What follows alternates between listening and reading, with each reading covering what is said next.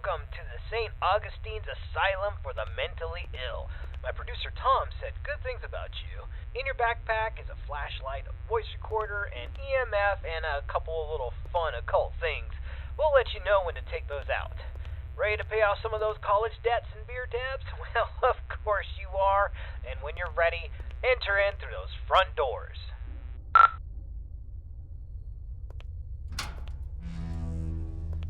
Nice, the door was unlocked. It can get a little sticky sometimes. So here's the story behind the St. Augustine's Asylum for the Mentally Ill. It was founded in the 1880s, closed in the 1960s, and a lot of nasty stuff happened here. I mean, this place is only supposed to house around 500 patients, but at its peak, it was around 3,300 patients in here. I mean, the place was, less of a hospital and more of a place where you dropped your problems off and hoped they disappeared. In the end, this place was sort of against what the Bible's supposed to teach. I mean, there was no love here, no grace, no healing. The patients were not here to be rehabilitated. Ordinary people just wanted them gone from public. They shoved those with non-threatening mental conditions or those deemed inappropriate to society together with legitimate psychopaths and murderers and other violent monsters and basically said, let God sort it out. The atrocities in here. This is where the 100 hallways, patients with death toll was. We heard that the patients pre-1920 actually received decent care. And then the war hit, depression hit, never left. Then the budgets all fell apart. The room you stand in once healed 20 patients in need of attention, and by the end, 150 patients would pass through this room, naked, starving, attacking each other at random, flaying themselves with metal wires from their beds. Be careful where you step.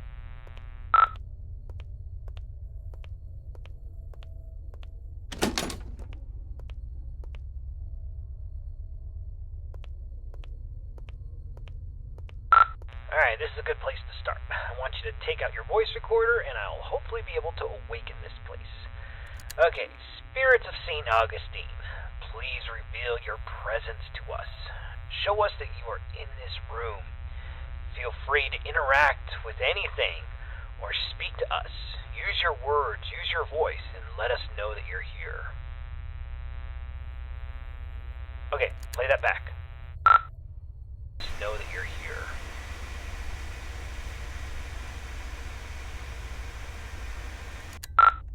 Nothing. Alright, let's try that again. Alright, let's try this. Ghosts of St. Augustine, please let us know that you are still in this hospital.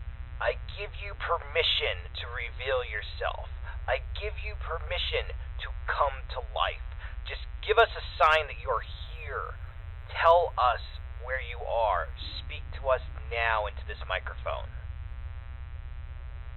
Alright, check that. Now into this microphone. Alright, let's try one more spot.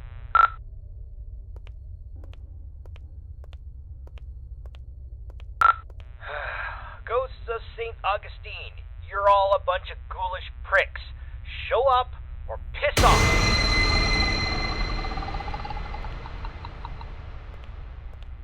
Whoa, did you hear that? Play that back. Pricks, show up or piss off.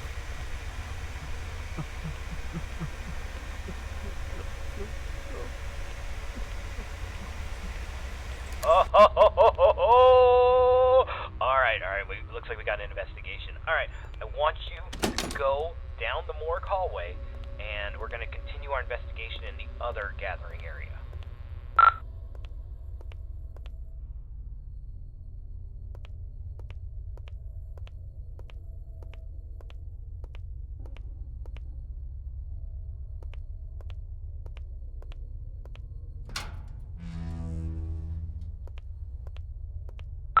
Okay, of the 4 areas you need to visit to fulfill your contract, the E-Social area is the first on the list.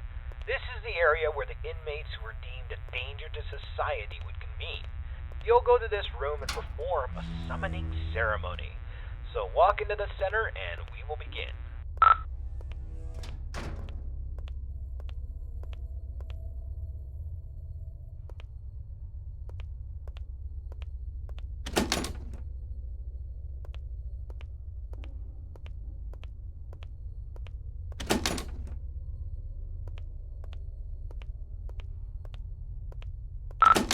entrance to patient cells 200 through 219.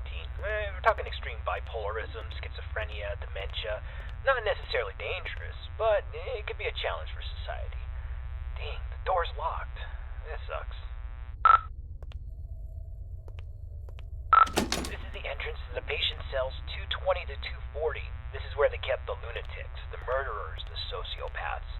The worst of the worst, including Clive the Peeper Johnson. You'd think he would be a pervert with a nickname the Peeper, but the truth is far worse. He was extremely manipulative and very intelligent.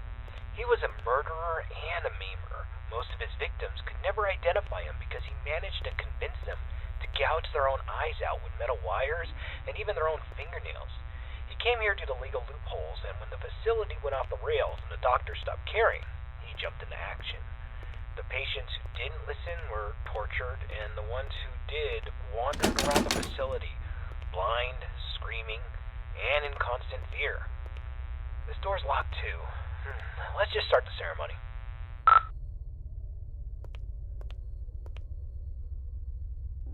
Spirits inside this asylum, we know that you're here.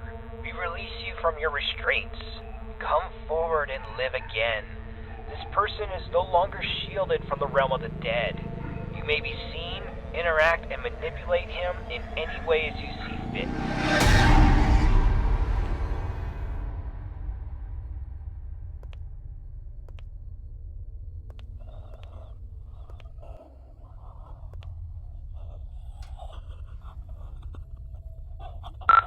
Don't just stand there. Go check it out.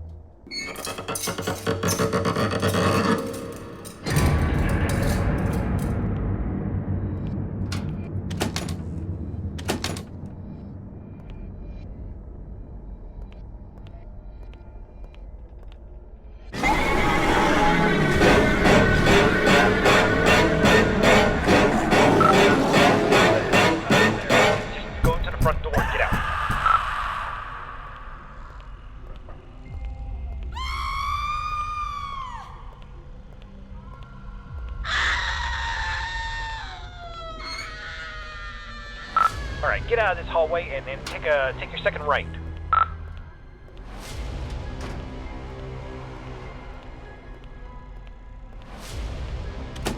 Door's locked, damn it. Oh, okay, there's a staircase. Take the staircase up to the second floor, and you should be next to a fire escape. You should be able to get out that way, so go up the staircase.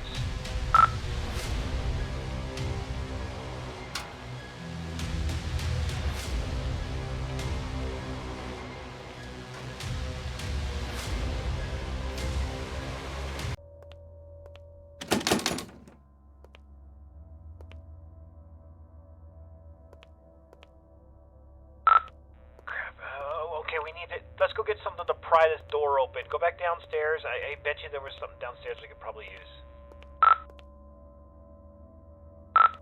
Hold on. That staircase wasn't there before. This place doesn't even have a basement.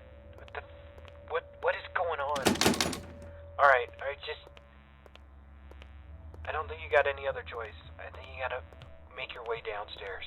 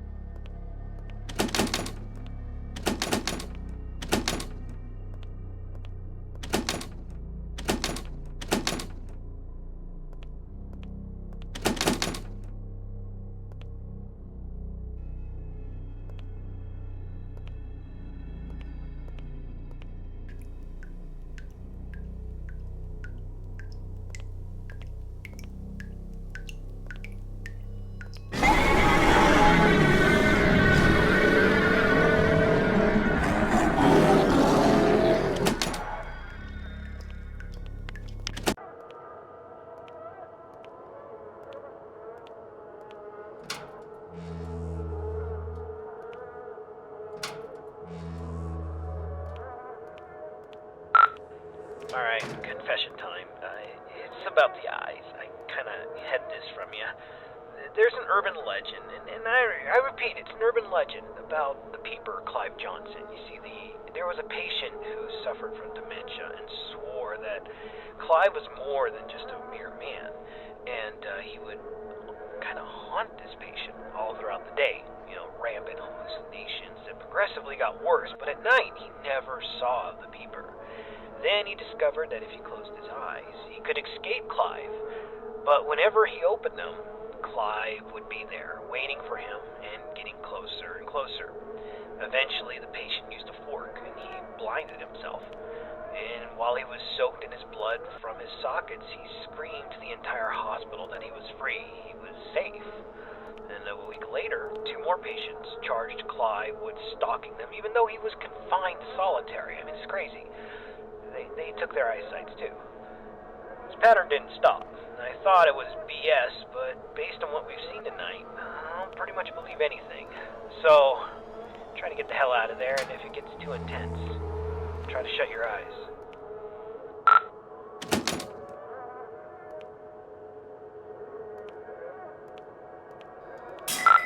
Damn flashlight broke. I can't use that anymore.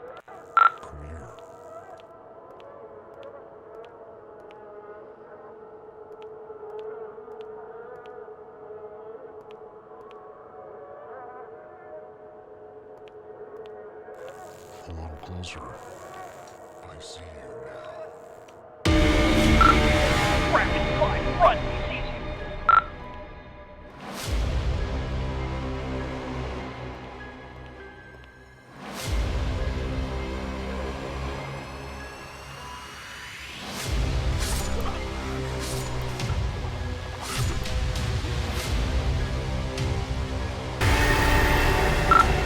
Door to run!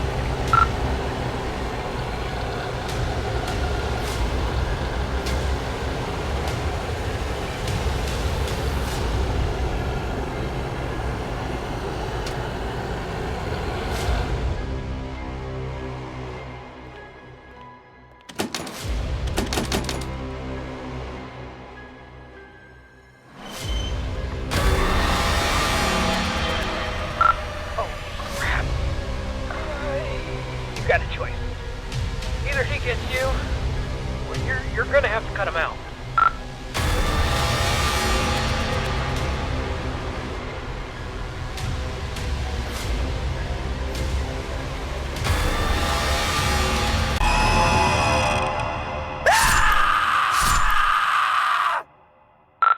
Holy crap, man. I can't believe you just did that. You freaking gouged your eyes out with a scalpel. Are you alright? I know you're not. Holy crap. Alright. We're getting a picture from your camera. Bad news is it's pitch black. There's no light.